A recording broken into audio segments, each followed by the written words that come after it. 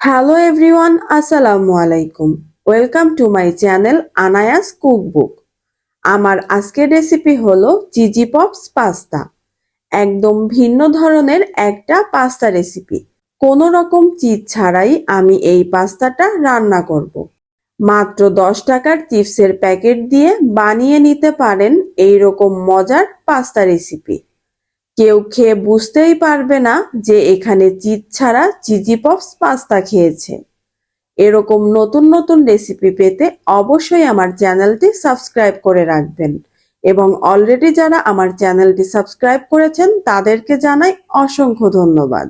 Cheesy pops pasta বানানোর জন্য চুলায় একটা কড়াই বসিয়ে তাতে পরিমাণ মতো পানি দিয়ে দিচ্ছি পাস্তা সিদ্ধ করার জন্য এবং হাফ চা চামচ পরিমাণ লবণ দিয়ে দিলাম। পানির সাথে লবণটাকে একটু মিশিয়ে অপেক্ষা করব পানি গরম হওয়া পর্যন্ত। পানিটা ফুটতে শুরু করেছে। এই পর্যায়ে আমি 2 কাপ পরিমাণ পাস্তা দিয়ে দিলাম। আপনারা এখানে যে কোনো ব্র্যান্ডের পাস্তা ব্যবহার করতে পারেন। আর এই পাস্তা সিদ্ধ করার জন্য এখানে এক্সট্রা কোনো তেল ব্যবহার করার প্রয়োজন নেই। প্যাকেটের নিয়ম অনুযায়ী পাস্তাগুলো সিদ্ধ করে নেবেন। পাস্তাগুলোকে একটু নেড়েচেড়ে ঢাকনা দিয়ে ঢেকে অপেক্ষা করব 3 থেকে 4 মিনিট। এখানে আমি পাস্তাগুলোকে মোটামুটি 80% পর্যন্ত সিদ্ধ করে নিব। যেহেতু পুনরায় পাস্তাগুলো আমি রান্না করব, তাই 100% সিদ্ধ করার কোনো দরকার নেই। মোটামুটি 80% পাস্তাগুলো সিদ্ধ হয়ে গেছে। একটা বড় স্ট্রেনারে পাস্তাগুলোকে তুলে নিচ্ছি। ছোট পাত্রে রাখলে পাস্তাগুলো যেহেতু গরম, সেই গরমের ভাবে পাস্তাগুলো ওভারকুক হয়ে যেতে পারে। তাই চেষ্টা করবেন পাস্তাগুলোকে একটু ছড়ানো পাত্রে রাখার জন্য। আর এইখানে যে পাস্তার পানিটা রয়েছে, এই পানিটা আমি ফেলে দিব না। পরবর্তীতে পাস্তা রান্নার কাজে এই পানিটা আমি ব্যবহার করব। আমার সম্পূর্ণ পাস্তাগুলো তুলে নেওয়া হয়ে গেছে। এই পর্যায়ে আমি 1 চা চামচ পরিমাণ সয়াবিন তেল পাস্তার উপরে ছড়িয়ে দিচ্ছি এবং একটা স্প্যাচুলার সাহায্যে নেড়ে চেড়ে পাস্তার গায়ে তেলগুলো মাখিয়ে নিব, যেন একটার সাথে একটা লেগে না যায়।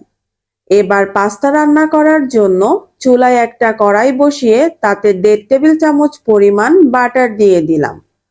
আপনারা চাইলে এখানে সয়াবিন তেলও ব্যবহার করতে পারেন, তবে আমার কাছে বাটারের ফ্লেভারটা ভালো লাগে, তাই এখানে আমি বাটার ব্যবহার করেছি।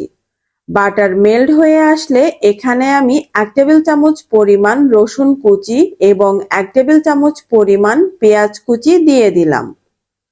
এবার পেঁয়াজ এবং রসুনটাকে একটু সটে করে নিব, তবে খেয়াল রাখবেন পেঁয়াজ এবং রসুন কুচি যেন পুড়ে না যায়।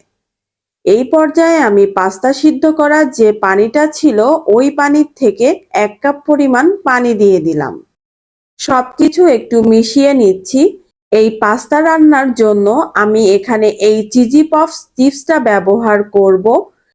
আমি 2 প্যাকেট চিপস কেটে বাটিতে ঢেলে নিয়েছি। প্রতি প্যাকেট চিপসের দাম ছিল 10 টাকা করে।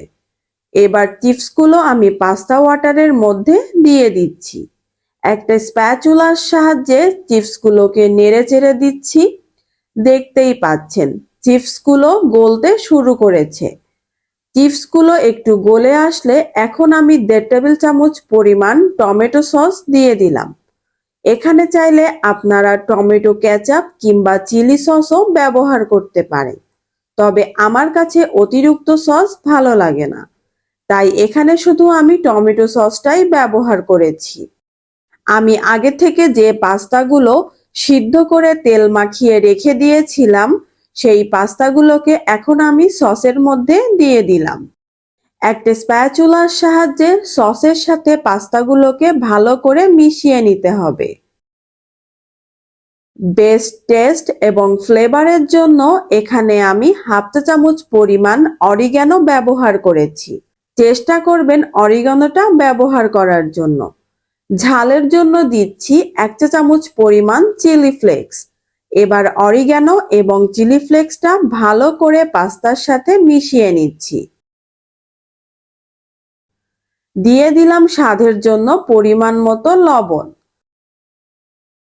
আমার পাস্তাটা প্রায় হয়ে এসেছে।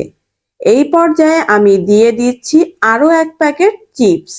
পাস্তা নামানোর আগে এই চিপসটা ব্যবহার করলে পাস্তার মধ্যে চিপসের ভিতরে যে চিজের একটা স্ট্রং ফ্লেভার থাকে সেই ফ্লেভারটা পাওয়া যায়।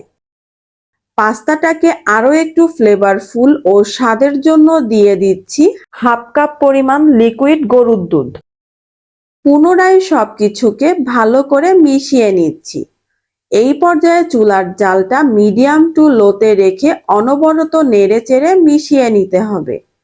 দেখতে পাচ্ছেন চিপসটা কিন্তু আস্তে আস্তে গলে যাচ্ছে।